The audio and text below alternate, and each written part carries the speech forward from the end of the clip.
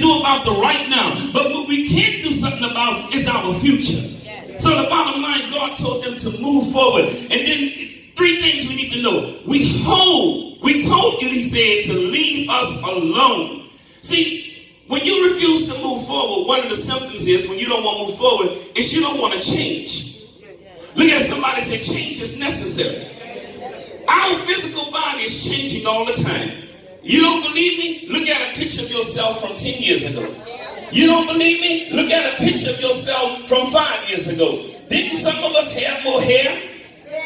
Didn't some of us have fewer pounds? Didn't some of us have a different, these things change, amen? But that's a good thing. How many change is a good thing? See, in order for progress to take place, change has to take place. I always share the story how Sears, I worked at Sears for a number of years, and now Sears is out of business. And one of their biggest problems is that they refuse to change. Because when Walmart came along, I shared the story how Walmart, Sears' method of putting items in the store was a regional manager or a sales team from New York or wherever they were stationed would send the stores merchandise based on what they thought should sell and wouldn't sell. But Walmart had a different philosophy. What they did, they allowed the store manager, based on what the customers bought in the store, to restock the store. In other words, if you're not buying Gucci, we know Walmart don't sell Gucci, we're not going to put Gucci in the store. If you're not buying microwaves, we're not going to put an abundance of microwaves in the store. So the store determined the merchandise that went inside of it because they weren't afraid to change. And then I heard a Blockbuster guy shared it with us a couple of weeks ago how Blockbuster went out of business because they refused to invest in Netflix. When I'm trying to tell you, we have to change, church. You can't do the same thing and expect the same results. If you want different results, you got to do something different. That's why you find people who is in abusive relationships. It looks like every relationship they get in is an abusive relationship because you want the bad boy, because the bad boy is friend. It's fun. You want the bad girl because the bad girl is exciting. Well, after the bad boy and the bad girl give you enough black eyes, or after the bad boy and the bad girls disappoint you enough, eventually you're going to realize something inside of me got to change. Can I get a witness? Look at somebody, tell them change is necessary. We have to change, church. So Moses wasn't afraid to change. But the children of Israel said, why don't you leave us alone? They said, if you're going to take us to the desert, and if we're going to die out there, we'd rather stay here. Oh, but it took a whole lot for Moses just to get them to the point where they was willing to leave Egypt. Look at somebody, say it's time to leave your Egypt. Oh, come on, somebody, look at somebody else, say, neighbor, it's time to leave your Egypt. Everything that's been holding you back, everything that you're afraid to let go, I'm here to let you know, if you let it go, God will bless you. You may think you need this and you need that, but can I get a witness in here who can testify that God is my source? Come on, somebody say, God is my source. Now high five somebody, say, let it go. Change is necessary, church. They said it had been better for us to die in the wilderness. Look, God parted the Red Sea, and the children of Israel crossed over because God told Moses, stop crying. Point number 2, you can't keep complaining and expect God to move. You can't keep complaining and expect God to move. We have to change the way we think. There's a story about a man who passed the circus, and he saw a bunch of elephants tied to a rope about as thick as this cord. The rope was so thin, and he couldn't understand how these elephants that weighed thousands of pounds, and they couldn't get free from that little bitty rope. So he went and he talked to the trainer. He said, I have a question for you. He said, I just don't understand, why are these elephants bound to this post by this little rope? Why don't they just pull themselves free and move around? The trainer said, because when they were young, we had them tied to the same rope. And because we conditioned their minds that change was impossible. We conditioned their minds that they can't be free from this rope. They don't even try anymore. Well, somebody in here, your mind's been conditioned today. And to make you God can't turn your situation around. I don't care how many times it failed. I don't care how many times it didn't work out. I need somebody to say, Lord, I thank you. This is my season for change. Oh, if you believe it, give him some praise in here. One more time, wave those hands, say, Lord, I thank you. Say, this is my season for change. Now you believe it, I need you to give him some praise up in here. Change is on the way. I need about 3 people, if you believe change is on the way. I just need you to jump up and give God some praise in here. I'm not going to be bound by my past. I'm not going to be bound by what didn't happen. I'm not going to be bound by any circumstance. I'm not going to be bound by what my neighbor told me I couldn't do. But change is on the way. Sit down just for one moment. I read another story that touched my heart. I read a story about a group of frogs. Group of frogs were traveling, and 2 of the frogs jumped into a pit, and the mud was so thick that they couldn't get up. And the frogs at the top kept yelling out. The frogs at the top kept saying, you can't get out. Why don't you go ahead on and in your misery? You can't get out. Why don't you go ahead on and die? So one of the frogs heard that, and instead of constantly trying to get out the muddy pit, he dived deep inside the pit, and he died. But the other frog just kept on leaping. And the ones at the top was getting upset. They said, why you keep trying to get out? Won't you do like the other frog and just jump in the mud and in it all and put yourself out of your misery? Well, that frog kept on trying. Eventually, he jumped out the pit. When he got out the pit, the other frog said, what's wrong with you? Didn't you hear him say give up? Didn't you hear him say quit? He said, look, I can't hear. I never could hear. I thought y'all was encouraging me to jump out. Look at somebody, say, I'm not listening to you. Come on, tell someone else, say, I'm not listening to you. You got to learn to shut your ears to the devil. Shut your ears to adversity. Shut your ears to negative people. But open your ears up to God. Only person I'm going to hear is God. If God said I can do it, I can do it. If God said I'm the head, I'm the head. If God said I'm a conqueror, I'm a conqueror. Come on and give him some praise in here. So listen. Key number 1, church, the crossing over. The children of Israel crossed over the Red Sea because they moved forward. I'm telling somebody in here today, you got to let go of that stuff. You got to let go of the hurt.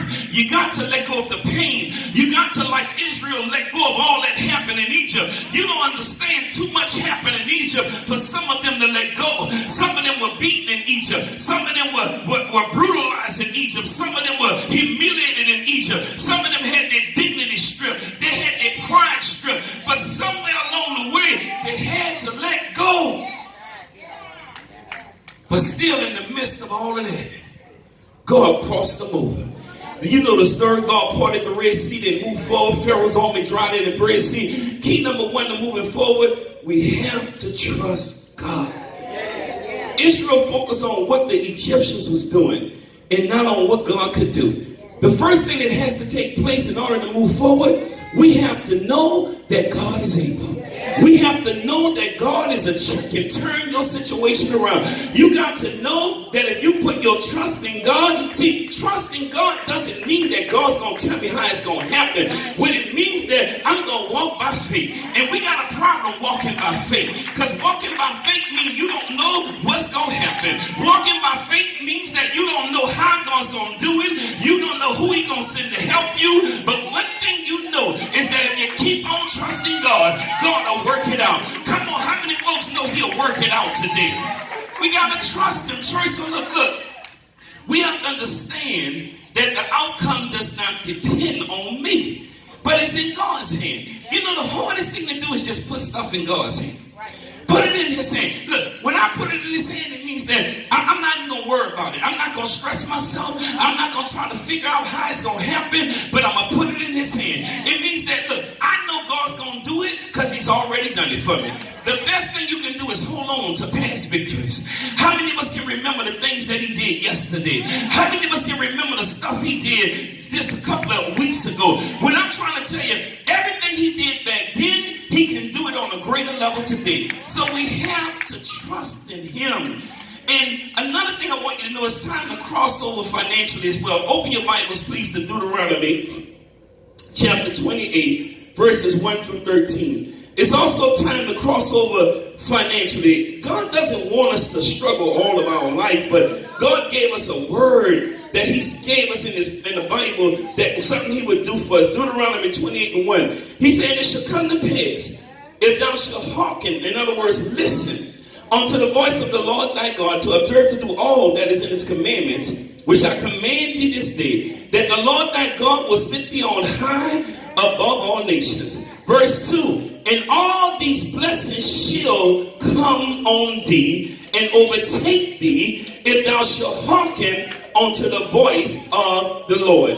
Verses 3 through 6 says, everything I do will be blessed if I trust God. Everything I do will be blessed if I line my life up with his word, if I give like he said give, if I pray like he said pray, if I'm faithful like he said be faithful. In verse 3 it says, blessed shalt thou be in the city, and blessed shalt thou be in the field. Blessed shall be the fruit of thy body, the fruit of thy ground, and the fruit of thy cattle, the increase of thy kin. Verse 5, blessed shalt thou thy basket and thy store. Blessed shalt thou be when thou comest in, and blessed shalt thou be when thou goest out. Look what God said, church. God said, whatever you start, I'm a blessing.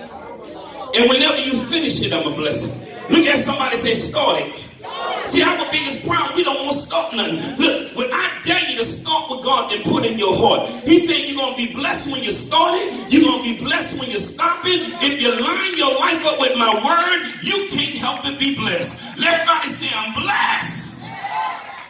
And then the next verse, y'all, the next verse in verse 8, the Lord shall command the blessings upon thee in thy storehouses, and that thou sittest thy hand to do, and all that thou sittest thy hand to do. The Bible said God shall command. Everybody say command. You know what it is to command a blessing? Come here, Robert, stand right there. This is how God command a blessing. Come here, Contrell, help me out, Doc. Help me out. I know you read your Bible on your phone. Help me out. Help me out. Stand right there. Say it right there. Robert, come in front of Contrell. That's what God does. God speaks to the angels, and he commands a blessing to come in front of you. The Bible says God will, everybody say command. Come on, say command. In other words, whether you want it or not, God gonna command it to happen, because you've lined your life up with the word. You've done what he said done. You've tithed, you've been faithful, you've been praying. So God said, I'm gonna command a blessing to come in front of you. Everybody said, Lord, command one right now.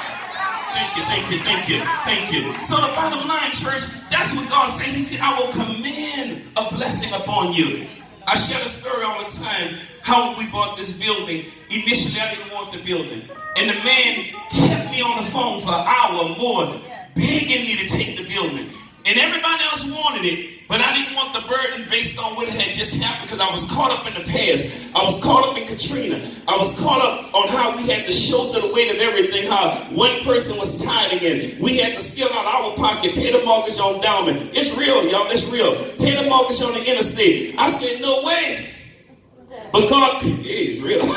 But God commanded a blessing. And God made it so that I had to accept it, because it was something that I couldn't turn down. And what I want you to understand, in 2019, there's some stuff that's going to come your way that you don't even understand. There's some stuff that's going to come your way that you don't even anticipate right now, because eyes have not seen and ears have not heard. But God is commanding some blessings to come from the north, from the south, from the east, and the west, because you lined your life up with the word. So all I want you to do is walk in it. If you walk in it, God will bless it. If you start it, God will bless it. So listen. He said, I will command a blessing to come your way. Then in verse 9, the Lord shall establish thee in as a holy people unto himself. Look at verse 12. The Lord shall open unto thee the good treasures, the heaven, to give thee rain unto thy land in his season, and to bless all the work of thy hand. Everybody say all the work. And thou shalt lend to many nations and shall not borrow. God said, I'm about to position you in a place in life where you're going to be the lender, not the borrower. God said, I'm about to position you in a place in life where I'm going to make your enemies your footstool. The Bible said the enemy going to come in one way. They'll come in against you, unified. But God will cause them to split up. How many of you know messy folks can't stand together for long when God is on your side? Look at somebody, say, neighbor, this is my season for God to command a blessing in my life. Now I need you to wave your hands and say, Lord, I thank you that this is my season for the latter rain. Come on, say, Lord, rain. Come on, say, let it rain. Say, Lord, let it rain right now in the name of Jesus. Come on, say, I declare in the name of Jesus that rain is being released in my situation. Some of y'all ain't saying nothing. Come on, say, I declare in the name of Jesus that rain is being released in my situation. Now come on and give God some praise. Rain, church. Rain. Rain. Verse 13 saying, the Lord shall make thee the head and not the tail. Thou shalt be above only, and thou shalt not be beneath. In that thou hearken unto the voice of the Lord. God got something, church, he wants to do in 2019. God has a blessing in 2019, and your name is on it. God got a miracle in 2019, and your name is on it. God got some victory for you in 2019, and your name is on it. But listen, many of us are like Sister Lot. We can't seem to get past what was going on in Sodom and Gomorrah. Here it is, God told Lot, I need you to get out because Abraham prayed for him. How many know your prayers can make a difference? I dare you to keep on praying. I dare you to keep on seeking God. The Bible says Abraham prayed and he interceded for his nephew, and God turned the situation around. But when Lot left out of Sodom and Gomorrah, God said, don't look back. I'm talking to some Lots in here today. Some of y'all keep looking back. Every time it get rough, you like the children of Israel. You focusing on Pharaoh. You focusing on what used to be when you had that slave mentality. What I want you to understand is that God got great things, but you got to fight for what God got for you. You got to cross your Red Sea. You got to conquer your fear. You got to conquer those things like that elephant that's been holding you back all your life. I need you to stand to your feet, and I need you to let the devil know today that I'm not going to look back. If God be for me, ain't the devil in hell can be against me. If God be for me, I'm not going to worry about you. I'm like that frog. I ain't listening to you. You can tell me to quit, but I'm not going to quit. You can tell me to stop, but I'm not going to stop. You can tell me to give up, but I'm not going to give up. I need my believers in here to wave your hands and say, Lord, I thank you that this is my year of Jubilee. Oh, come on, give the Lord a hand of praise. Hallelujah. I hear this song in my spirit. I don't feel